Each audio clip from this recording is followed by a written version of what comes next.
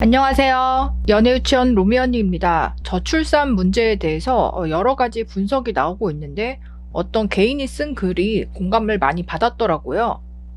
인구 문제 관련해서 프로젝트에 참여를 몇 번 해본 결과 느낀 점은 저출산은 돈 준다고 해결될 문제가 아닙니다.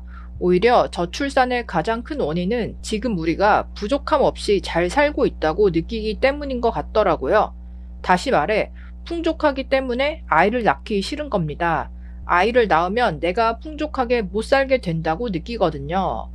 몇 가지 근거를 들자면, 자, 첫 번째, 사회 경제적 지위가 낮은 계층이 다른 계층보다 비교적 출산율이 높습니다.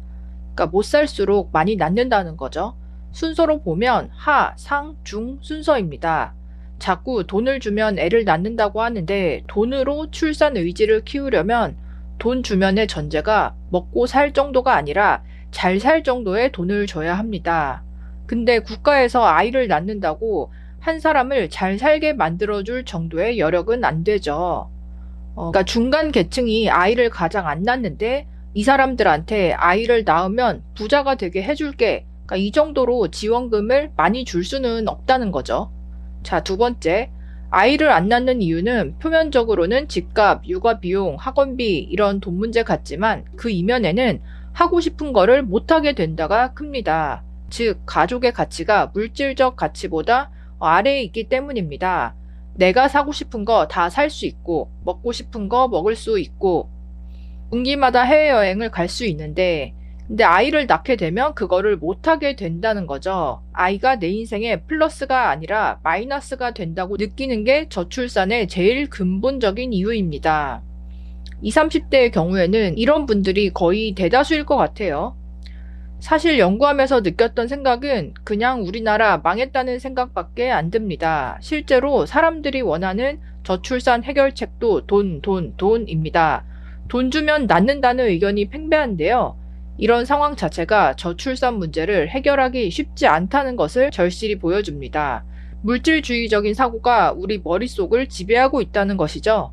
이런 생각은 어떤 특별한 사건을 통해 인식의 전환이 이루어지지 않는 이상은 변하기 어렵습니다.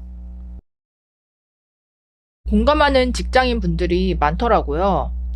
0.7이라는 전무후무한 출산율이 나온 건 한국 부모들의 가치관이 변했다고 볼 수밖에 없다. 집값, 사교육, 수도권 집중의 영향도 있겠지만 출산을 가로막는 핵심적인 요인은 아니다. 추가로 한국만큼 보육 시스템이 잘 갖춰진 나라도 몇 안 된다.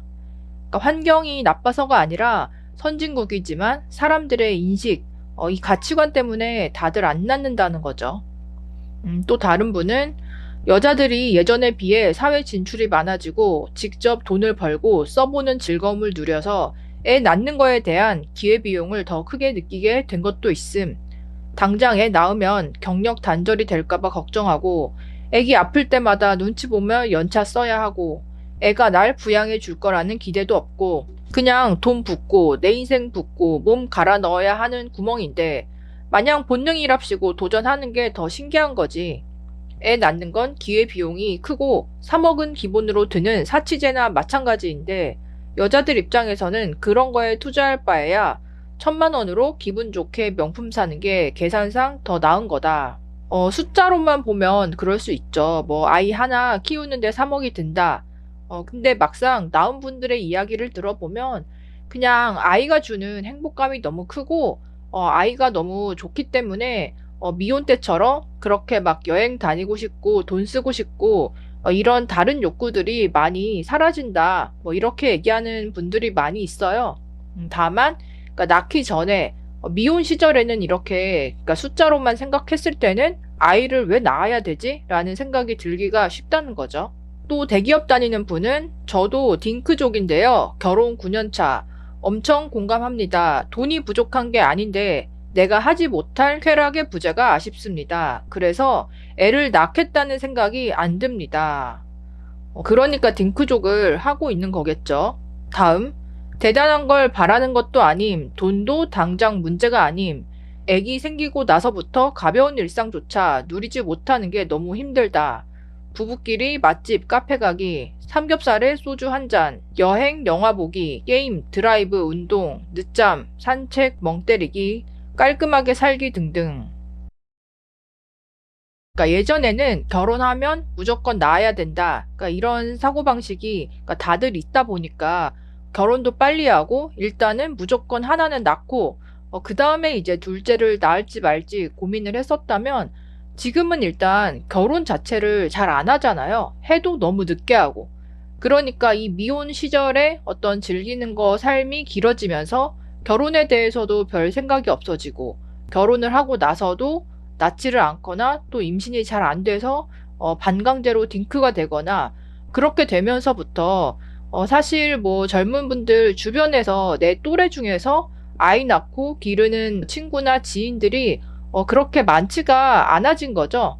반대로 말하면 주변에 싱글들, 돈 쓰고 즐기면서 사는 그런 사람들이 많다 보니까 이 결혼이나 이제 출산, 육아에 있어서 아이 낳으면 그렇게 좋은가? 라는 그런 경험을 간접 경험이라도 하기가 힘든 시대가 된 건 맞는 것 같아요. 그리고 워낙에 SNS, 인스타그램, 유튜브 이런 게 발달하다 보니까 이런 거를 보면서 더 럭셔리한 삶, 경제적으로 더 누리는 삶, 그런 욕구는 자극을 많이 받아도 아이를 낳고 지금보다 더 낡은 집에서 더 시간적인 여유가 없으면서 내가 번 돈을 아이에게 다 쓰면서 사는 삶, 이게 좀 비교가 되잖아요. 그리고 SNS에도 사실 아이 사진을 올리고 그런 이제 부부 일상을 올리는 사람들은 아무래도 생활 수준이 중산층 이상, 상류층인 사람들이 많다 보니까 이 정도 내 아이에게 투자할 수 있고 누릴 수 있고 아이 낳고도 해외여행 뭐 자유롭게 갔다 올 수 있을 만큼의 그런 풍족한 생활이 되지 못할 바에는 아이도 안 낳고 결혼도 안 하는 게 그나마 내가 번 돈으로 그냥 소소하게 즐기면서 살 수 있겠다.